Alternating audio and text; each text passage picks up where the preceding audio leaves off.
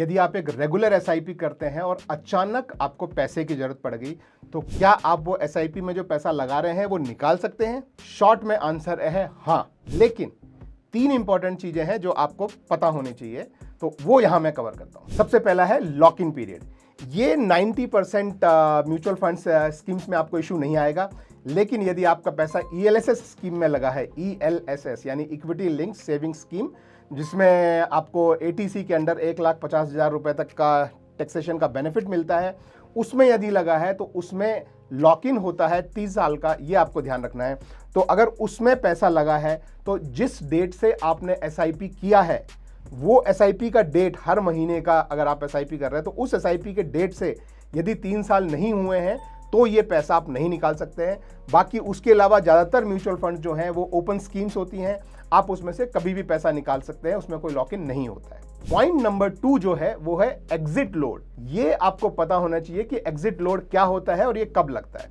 तो ज़्यादातर equity mutual fund एक समय के बाद, जैसे कुछ 1 महीना बोलते हैं, कुछ 3 महीना बोलते हैं, कुछ 1 साल तक बोलते हैं कि इस पीरियड के अंदर अगर आप पैसा निकालेंगे, जिस दिन से आपने पैसा डाला है, तो हर एसआईपी का पैसा जिस डेट को गया है उस डेट से उस पीरियड के अंदर अगर आप निकालेंगे तो आपको 1% तक का इक्विटी लोड लग सकता है।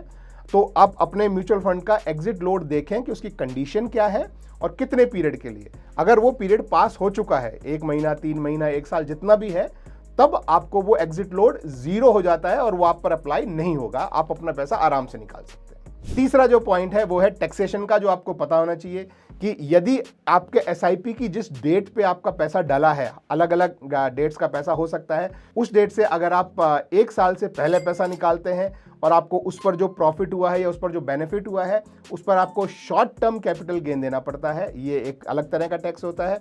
और यदि आपका 1 साल से ऊपर हो चुका है तो उस पर आपको लॉन्ग टर्म कैपिटल गेन देना पड़ता है। Long term capital gain India में थोड़ा कम है, शॉर्ट टर्म कैपिटल गेन थोड़ा ज़्यादा है। तो आपको अपनी एसआईपी देखनी है। हो सकता है कि कुछ एसआईपी आपकी 1 साल के अंदर आ रही हो और कुछ एसआईपी 1 साल से ज़्यादा पुरानी हो, तो आपको कुछ पर शॉर्ट टर्म कैपिटल गेन और कुछ पर long term capital gain tax देना पड़ सकता है। तो इन तीनों चीज़ों का यदि आप ध्यान रखें तो बेहिचक जाइए, आप जहां एसआईपी कर रहे हैं वहां से आप बेहिचक अपना पैसा निकाल सकते हैं, पूरी आज़ादी है आपको। म्यूचुअल फंड निवेश बाजार के जोखिमों के अधीन हैं। योजना से जुड़े सभी दस्तावेजों को ध्यान से पढ़ें।